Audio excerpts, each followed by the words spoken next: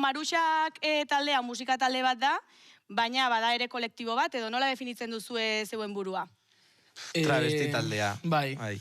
Ze musika egiten dugu, baino ere egiten dugu dantza, da gehiago performance talde bat. Denetarik. Denetarik, bale. Lagunak zineten aurretik? Bai, batzuk bai. Baina batzuk bai.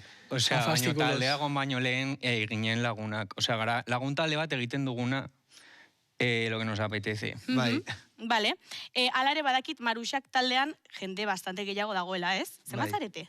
8. 8. Bai. Denak leku berdinekoak edo?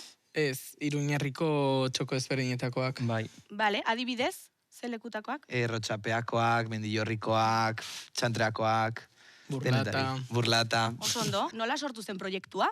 Maruxak proiektua edo taldea? Jendeak uste du gutxi eramaten dugula, baina 2019an hasi zen, pandemia aurreko taldea da. Ta hasi ziren Rita eta Diana pintxatzen. Zirela bi travestiak eta bost dantzari, eta laguntzaila edo montatzaila, baina ailegatu zen momentu bat esan genuen arroio, jerarkia hau apurtzeko, izango gara 8 travestiak eta jazta. Eta horrela hasi zen. Zuetako hiruen artean, lehendik dragak zineten ja, edo honekin batera hasi zarete? Baina probatu genuen peluka, ia, vamos. Travestia edo draga izatea, da, barruan izan duzun pertsonaia, baina homofobiagatik edo dena delakoagatik ezin duzuna garatu.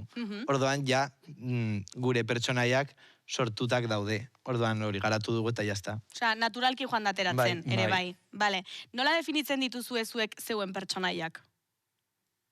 Osea, zein da haien izaera? Ni superlotxa, tia. Adibidez. Bai. Ni niñata, yo creo. Ni nire referentak ira gehiago flautu zauzen, batian, metrika, urbanagoak. Bale,